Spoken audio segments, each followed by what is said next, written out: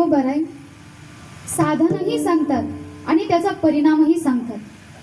साधन काय केलं तर तुकोबाराय म्हणतात, दोन प्रकारचे साधन आम्ही आमच्या जीवनामध्ये केले. कोणते?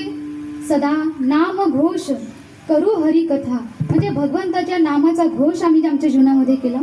आणि दुसरं म्हणजे भगवंताची कथा आम्ही आमच्या जीवनामध्ये केली. त्याचा काय परिणाम झाला?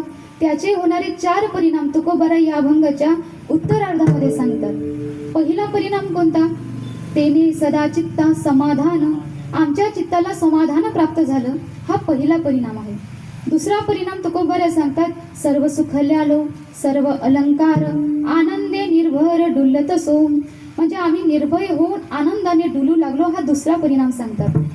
तिसरा परिणाम कोणता आहे? तुकोबाराय म्हणतात, असो ऐसा कोठे आठवची नाही देहीच विदेही भोगुदशा, या देहामध्येच राहून आम्हाला विदेही अवस्थेचं सुख भोगता आलं, हा तिसरा परिणाम आहे.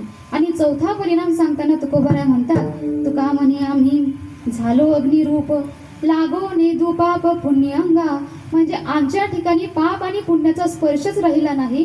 ही स्थिती आम्हाला नामस्मरण केलं आणि भगवंताची कथा केली, त्याच्याने आम्हाला ही प्राप्त झाली. असे 4 परिणाम तुकोबाराय सांगतात. म्हणजे आपल्या चित्तामध्ये समाधान कायम राहावं, याच्याकरिता काय केलं पाहिजे? सर्व सुख आपल्याला प्राप्त झाले पाहिजे, सर्व आनंद आपल्याला प्राप्त व्हावा, याच्यासाठी काय केलं पाहिजे?